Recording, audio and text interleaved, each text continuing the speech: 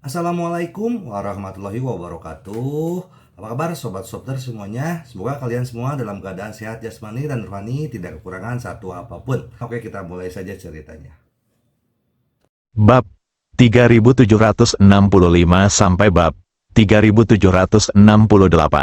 Terutama metode yang dia gunakan tercela, dan tidak ada batas bawah baginya untuk melayani orang lain dengan seks. Wajah Xiao Feng di tengah kerumunan langsung menjadi sangat jelek. Dia mengepalkan tinjunya erat-erat dan kukunya tertancap di telapak tangannya. Qian Qiu, kenapa kamu memperlakukanku seperti ini? Sudah berapa lama sebelum kamu berbalik dan melemparkan dirimu ke pelukan pria lain, hanya untuk memanjat? Mungkinkah Sage Agung memaksanya melakukan ini? Mendengarkan cerita Xie Zhongmou, Sage Agung Putra Suci jelas-jelas adalah iblis di antara bunga. Tapi bagaimanapun juga, kamu tidak bisa memperlakukanku seperti ini. Xiao Feng menjadi semakin marah saat dia berpikir tentang hal itu, dan dadanya naik turun dengan hebat. Selanjutnya, kesengsaraan ilahi telah hilang karena aku mengungkapkan informasinya. Kita tidak boleh membiarkannya jatuh ke tangan sekte ilahi Taixu. Bahkan jika kita mempertaruhkan nyawa kita, kita harus mengambilnya kembali. Xiao Feng mengarang kalimatnya namun, berpikir bahwa tingkat kultivasinya saat ini sangat sulit untuk menghadapi sekte Taixu Shen yang kuat. Dia merasa tidak kompeten dan marah lagi.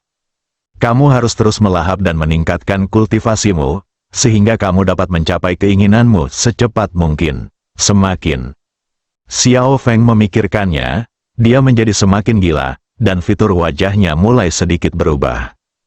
Omong-omong, Tuan Ye, Yin Suejian berkomentar bahwa bahkan di reruntuhan Kunlun, keterampilan menempa kesengsaraan ilahi tidak dapat dicapai oleh lebih dari 3 orang.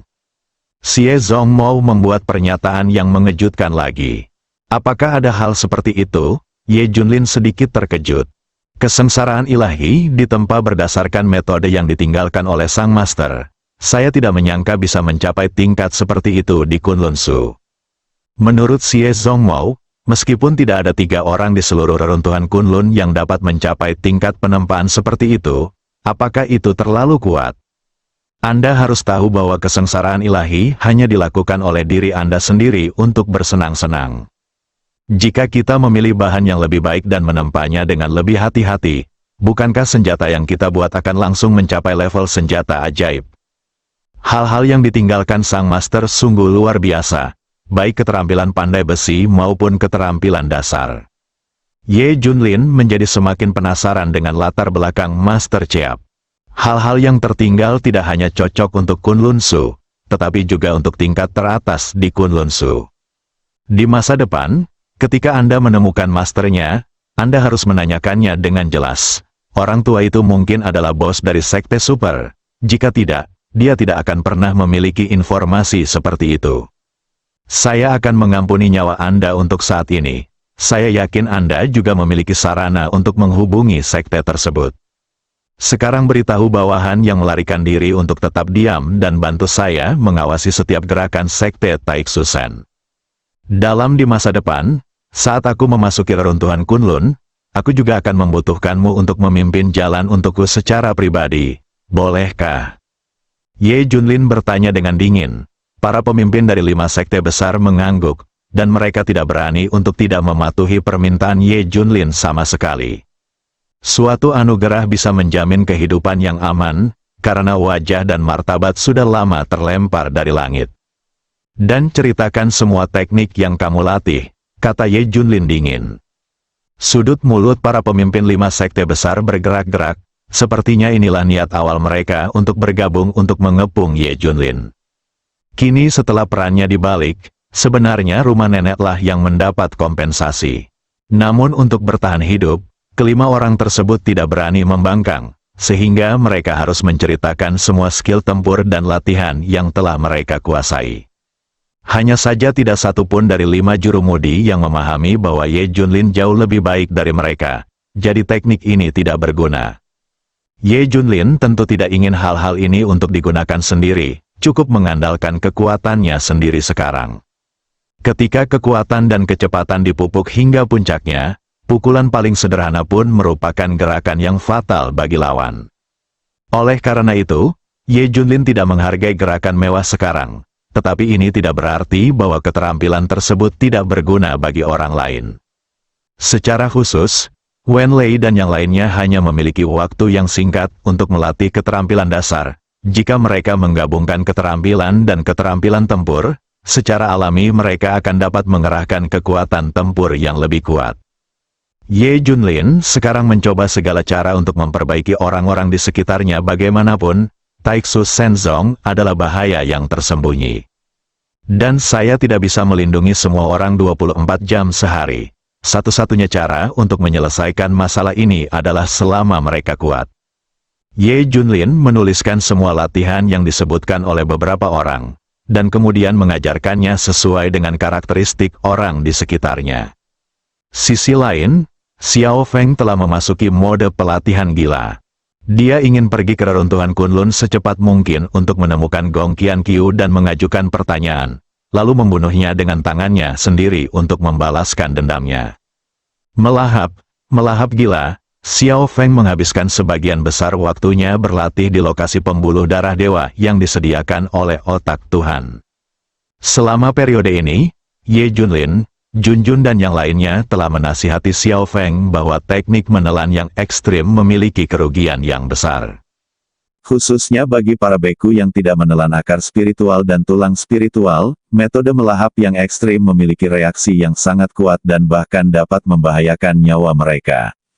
Namun, Xiao Feng tidak bisa mendengarkan sama sekali sekarang. Yang bisa dia pikirkan hanyalah meningkatkan kekuatannya sesegera mungkin dan kemudian membalas dendam pada Gong Qianqiu. Setelah beberapa kali mencoba membujuknya tetapi tidak berhasil, Ye Junlin dan yang lainnya pasrah. Untungnya, otak dewa mendeteksi cukup banyak pembuluh darah dewa yang juga memberi Xiao Feng sumber kekuatan yang cukup.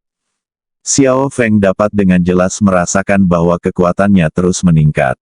Namun seiring berjalannya waktu, Xiao Feng menemukan bahwa Devouring telah mengalami kemacetan. Sudah waktunya membalas dendam, Xiao Feng diam-diam mengambil keputusan. Di bawah pengaturan Ye Junlin, anggota base camp mulai berlatih latihan dan keterampilan tempur para pemimpin 5 sekte utama. Lakukan persiapan terakhir untuk menuju reruntuhan Kunlun. Ye Junlin memanfaatkan waktu luangnya dan pergi ke otak dewa untuk menjelajahi lokasi ledakan energi di dekat kerajaan Elang Perang. Kali ini, Ye Junlin melakukan penyelidikan yang cukup mendetail dan pada dasarnya dapat menentukan bahwa ini adalah dunia yang mirip dengan reruntuhan Kunlun. Terlebih lagi, waktu di dalam ruang ini nampaknya sedikit berbeda dengan dunia luar. Namun kemurnian energi spiritual pasti dapat mematikan energi spiritual yang terkandung dalam pembuluh darah ketuhanan. Ini adalah sumber pelatihan paling melimpah untuk Ye Junlin. Hanya sekedar lemak di bibir, jika Anda memanfaatkannya dengan baik, Anda akan mendapatkan banyak manfaat. Namun, Ye Junlin masih belum menemukan tempat yang mirip dengan Tianmen, yang membuatnya memutuskan untuk menunda masuknya. Menurut Xie Zongmou dan lainnya, bahkan Tianmen mengubah posisinya secara acak dalam jarak tertentu. Mungkin hal yang sama juga berlaku untuk dunia merdeka di dekat negeri Elang Perang, jadi harus diperhatikan ke segala arah sebelum digunakan untuk menghindari situasi yang tidak terkendali. Mari kita selesaikan masalah sekte ilahi Taiksu terlebih dahulu. Ye Junlin bergumam pada dirinya sendiri. Sisi lain, dalam sekte ilahi Taiksu, setelah Gong Qianqiu melahap kekuatan pembuluh darah dewa selama beberapa hari berturut-turut, kekuatannya meningkat dengan sangat cepat. Bahkan Gong Qianqiu sendiri tidak menyangka bahwa efek penggunaan guntur langit untuk meredam tubuh akan begitu baik. Pada saat yang sama, saya sangat senang bahwa semua orang di istana Tianxi tidak dimusnahkan. Dengan cara ini, bahkan jika dia mencapai batas atas melahap lagi, dia masih bisa memaksa istana Tianxi untuk mengaktifkan formasi petir untuk meredam tubuhnya. Dengan mengulangi siklus ini, Anda dapat terus melakukan melahap secara ekstrim dan meningkatkan kultivasi Anda hingga Anda menjadi tak terkalahkan di dunia. Gong Qianqiu bahkan membayangkan pemandangan indah berdiri di puncak reruntuhan Kunlun. Dan tingkat kultivasi Gong Qianqiu telah meningkat pesat dalam waktu singkat, yang telah menarik lebih banyak perhatian dari Putra Suci Agung. Qianqiu, Kultivasi membutuhkan keseimbangan antara kerja dan istirahat. Akhir-akhir ini, kamu berlatih tanpa tidur dan makan. Ini bukanlah hal yang baik dalam jangka panjang. Kata Sage Agung dengan nada seorang penatua. Gong Qiankyu mengumpulkan kekuatannya dan buru-buru menyapanya sambil tersenyum. Terima kasih, Sage Agung, atas bimbingan Anda. Kalau tidak saya mungkin tersesat. Ini tidak terlalu serius, tapi saya melakukan ini demi kebaikan Anda sendiri. Ngomong-ngomong, Qiankyu, tahukah kamu niat pedang macam apa yang sedang aku latih? Orang suci agung bertanya sambil tersenyum. Gong Qiankyu berkata dengan jujur, saya hanya tahu bahwa putra suci ketiga mempraktikkan ilmu pedang yang kejam, dan saya meminta putra suci yang agung untuk mengajari saya ilmu pedang yang kejam itu terlalu membosankan. Belum lagi manusia itu sendiri adalah hewan yang emosional. Jika kamu baru saja memotong emosimu dan memasuki Tao, bukankah kamu akan menanyakan masalahmu sendiri? Tertekan. Sage Agung mencibir pada ilmu pedang yang kejam, dan kemudian mengubah topik dan melanjutkan, saya berlatih ilmu pedang 7 emosi dan 6 keinginan, ilmu pedang 7 emosi dan 6 keinginan. Gong Qiankyu berpura-pura mendengarnya untuk pertama kali. Putra Suci Agung berdiri dengan tangan di belakang tangannya, tampak seperti seorang master. 7 emosi dan 6 keinginan adalah sifat manusia. Saya memasuki Tao dengan 7 emosi dan 6 keinginan, yang merupakan jalan ilmu pedang yang sebenarnya. Melihat Gong Qiankyu masih bingung, Sage Agung berkata sambil tersenyum, ayo dan lakukan beberapa gerakan bersamaku, sehingga kamu dapat melihat-lihat 7 emosi dan 6 keinginan ilmu pedang. Baiklah, putra suci agung itu, Qiankyu telah menyinggung perasaannya. Gong Qiankyu bergerak, tetapi melihat bahwa yang suci agung anaknya tidak bersembunyi sama sekali. Tapi dia tidak tahu kapan dia memegang pedang bambu di tangannya. Dengan lambaian lembut, keadaan di sekitarnya tampak berubah seketika, dan putra suci agung menghilang tanpa mengetahui kapan. Segera setelah itu, Gong Qiankyu melihat banyak orang berlutut di tanah di depannya, samar-samar memujanya, salah satunya adalah Ye Junlin. Gong Qiankyu tiba-tiba merasa bahagia, dan sudut mulutnya sedikit terangkat, memperlihatkan senyuman menawan. Ada yang salah? Bagaimana Ye Junlin bisa muncul di hadapanku? Bahkan lebih tidak mungkin baginya untuk berlutut dan menyembah dirinya sendiri. Hati Gong Qiankyu membeku, dan pemandangan di depannya menghilang seketika, tetapi sudah ada pedang bambu tergantung di lehernya.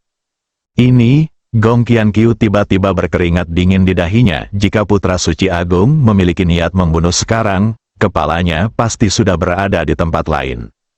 Apa yang terjadi tadi? Gong Qiankyu menelan ludahnya dan menanyakan keraguan di hatinya. Sage Agung mengambil kembali pedang bambunya dan berkata dengan bangga, ini adalah niat pedang Qi King Zongxi.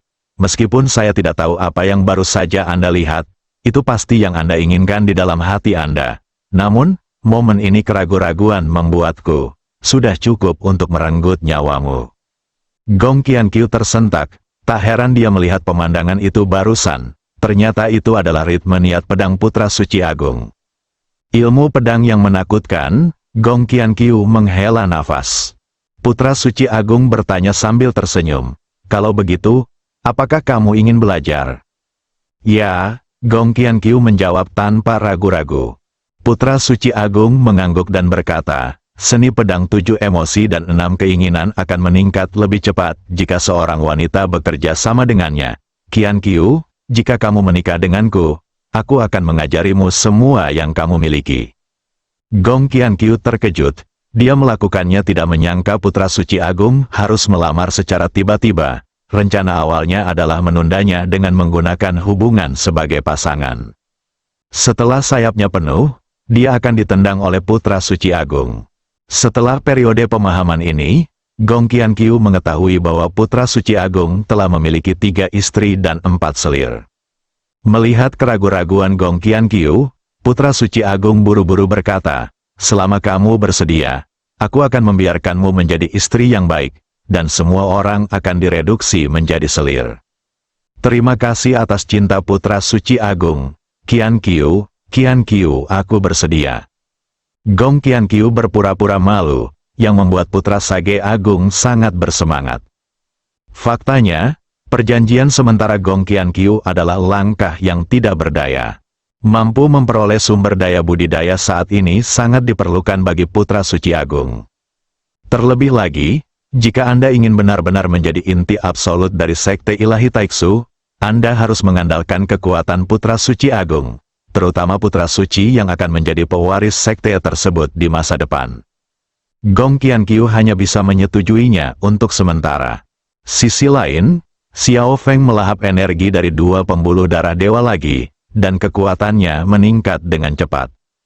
Sudah waktunya pergi ke reruntuhan Kunlun. Xiao Feng mengambil keputusan dan langsung menghubungi orang-orang dari sekte Chang Qiong atas nama murid Ye Junlin. Faktanya, setelah Ye Junlin memberi perintah, inti dari 5 sekte besar yang melarikan diri sudah menunggu di dekat Tianmen kapan saja. Mereka juga tahu bahwa Ye Junlin berencana membalas dendam dari Taiksu Shenzong. Aku hanya tidak menyangka kalau Xiao Feng lah yang menghubungi mereka lebih dulu. Xie Huanyu, kamu tidak menyangka kita akan bertemu lagi, kan? Xiao Feng berkata dengan bercanda.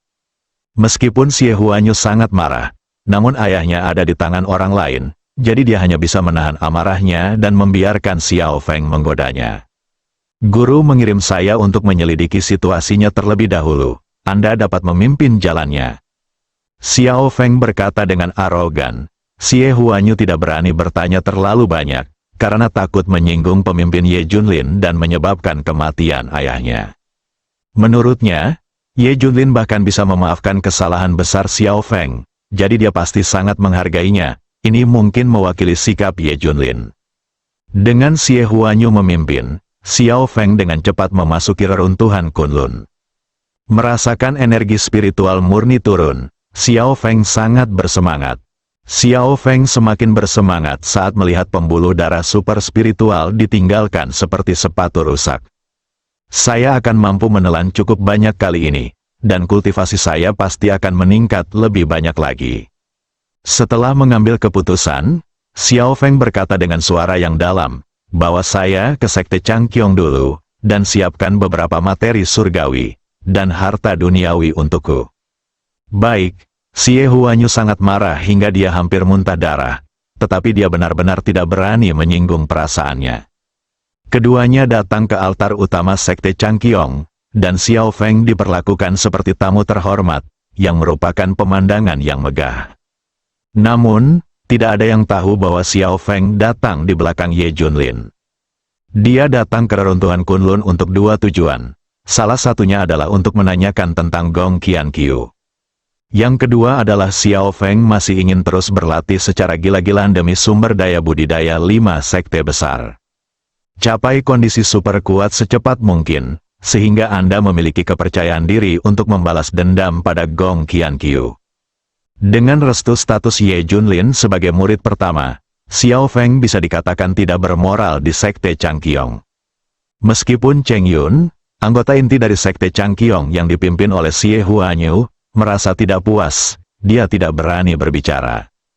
Kali ini 5 sekte besar bersekutu untuk menghadapi Ye Junlin. Sekte Chang Qiong bisa dikatakan telah menggunakan seluruh elitnya, namun mereka menderita korban yang cukup serius. Jika pemimpin sekte Xie Zongmou meninggal secara tidak terduga karena menyinggung Xiao Feng, maka sekte Chang Qiong tidak akan memiliki harapan untuk kembali lagi. Oleh karena itu, selama mereka masih dalam batas kemampuannya, mereka akan memenuhi semua persyaratan Xiao Feng tanpa syarat. Banyak harta surga dan bumi yang telah terkumpul selama bertahun-tahun juga disumbangkan, yang membuat keterampilan melahap Xiao Feng semakin berguna. Ditambah dengan pembuluh darah dewa yang dimiliki oleh sekte Chang Qiong itu sendiri, tingkat kultivasi Xiao Feng telah meningkat pesat. Seperti yang diharapkan dari reruntuhan Kunlun, energi spiritualnya jauh lebih murni daripada dunia luar. Xiao Feng juga berjalan berkeliling sambil berlatih. Apalagi ketika saya melihat apa yang disebut pembuluh darah super spiritual di dunia sekuler ditinggalkan seperti sepatu rusak di reruntuhan Kunlun, saya semakin terkejut. Xiao Feng bahkan sangat yakin bahwa selama dia tinggal di reruntuhan Kunlun untuk jangka waktu tertentu, kekuatannya pasti akan berubah secara kualitatif. Berjalan di jalan berbatu biru, ada banyak istana retro di sekitarnya, dan orang-orang yang sesekali lewat semuanya adalah biksu yang sakti. Aku ingin tahu bagaimana keadaan Gong Qianqiu sekarang, orang seperti apa putra suci agung itu. Kebencian di hati Xiao Feng terus meningkat, meskipun dia tidak lagi memiliki ilusi apapun tentang Gong Qianqiu, yang terakhir itu dulunya miliknya, tetapi sekarang dia telah beralih ke orang lain. Ini masih membuat Xiao Feng sangat tidak senang. Berlatihlah sebentar lagi, lalu pergi ke Sekte Ilahi Taiksu untuk menyelidikinya. Xiao Feng mengambil keputusan dan kembali ke Sekte Changqiong lagi untuk melahapnya dengan liar. Sisi lain, tempat penampungan, Zukue dan yang lainnya juga mengetahui bahwa Xiao Feng hilang dan segera memberitahu Ye Junlin kabar tersebut. Bos, Xiao Feng telah berlatih dengan gila-gilaan selama periode ini, dan kadang-kadang kita bisa mendengarnya bergumam tentang balas dendam. Apakah dia akan pergi ke Gong Qianqiu untuk membalas dendam sendiri? Ya, bos, kami ingin jangan kamu ingin mengirim seseorang untuk mencarinya, dengan kekuatannya saat ini, mustahil baginya untuk membalas dendam. Kata King Long dan yang lainnya, meskipun mereka sangat marah atas kesalahan Xiao Feng sebelumnya, semua orang juga memahami bahwa Xiao Feng terutama disebabkan oleh rayuan iblis batiniah. Oleh karena itu, jika Xiao Feng benar-benar menghadapi bahaya, semua orang masih merasa tidak tertahankan. Ye Junlin menghela nafas pelan. Karakter Xiao Feng yang hampir paranoid menjadi lebih jelas setelah menghadapi pukulan Gong Qianqiu. Bersambung.